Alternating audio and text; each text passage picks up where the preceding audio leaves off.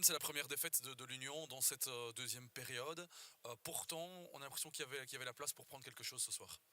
Ouais, comme la plupart de mes coéquipiers aujourd'hui, on a un sentiment de regret.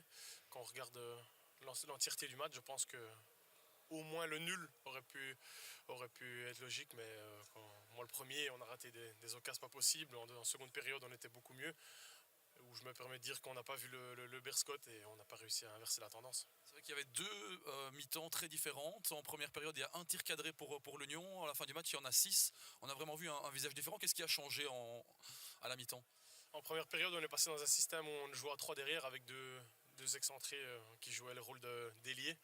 On a eu un peu difficile parce qu'on voyait que le Berscott avait compris notre stratégie, jouait beaucoup sur le flanc de nos ailiers justement et on a eu énormément de mal en première période avec ça. On a vu qu'on a encaissé deux buts qui venaient comme ça. Après voilà, je pense qu'en deuxième période on était beaucoup mieux, on est repassé à 4 derrière dans une composition, on était très bien. Et voilà, comme je l'ai dit précédemment, si je pense qu'à la fin du match c'est au moins 2-2, je pense que ici tout le monde dit ok, hein. C'est ce qui fait la différence dans cette rencontre, c'est le réalisme, le Berscott qui marque ses occasions plus facilement. Exact, en première période le Berscott a, allez, en criant fort 4 occasions, et pas si franche que ça, ils en marquent 2, nous on en a 6 peut-être.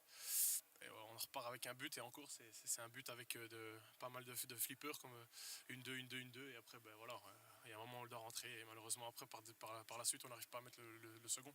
C'est dommage parce que ça a un petit peu cassé cette spirale positive qu'il y avait du côté de l'Union. On pouvait en cas de victoire même espérer la première place du classement. C'est ce qu'on s'était dit, je pense qu'on était sur 5 bons matchs et on voulait finir l'année en beauté pour nos supporters qui se déplacent toujours avec nous, pour essayer de passer premier de la deuxième tranche, pour essayer pourquoi pas de chatouiller tout le monde un petit peu. Et voilà, aujourd'hui on passe à côté de notre mission et on en est très très très triste. La trêve va faire du bien à cette équipe parce qu'il y a eu pas mal de problèmes de blessures. Ouais, tout au long de l'année on a dû composer un noyau très, très difficilement avec des mains de blessures et je pense que la trêve arrive à pic. J'espère que tout le monde va bien se reposer et revenir pour la seconde partie de championnat, tout ça bloque. Pas d'excès pendant les fêtes alors. Pas d'excès pendant les fêtes.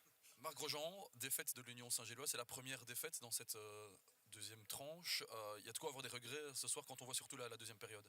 Ah, c'est le moins qu'on puisse dire. Je dirais que aujourd'hui, clairement, nous repartons à la maison sans le point, voire les 3 points que nous aurions mérités sur l'ensemble du match, sur les 90 minutes. Mais nous avons simplement manqué de réalisme, chose courante en ce qui nous concerne dans cette première moitié de saison. Euh, Réalisme, précision, justesse. Je ne parlerai pas du penalty certainement sur Ferber. Je suis certain que dans les autres 16 mètres, c'était sifflé. Et puis la malchance avec ce ballon, je pense, d'El Banawi sur le piquet. Donc il y a tout eu dans cette deuxième mi-temps, sauf le but. Quelle différence aussi entre les deux mi-temps. Justement, le fait de repasser à 4 derrière, ça a changé pas mal de choses. Non, ce n'est pas ça. Le fait, c'est que nous avons.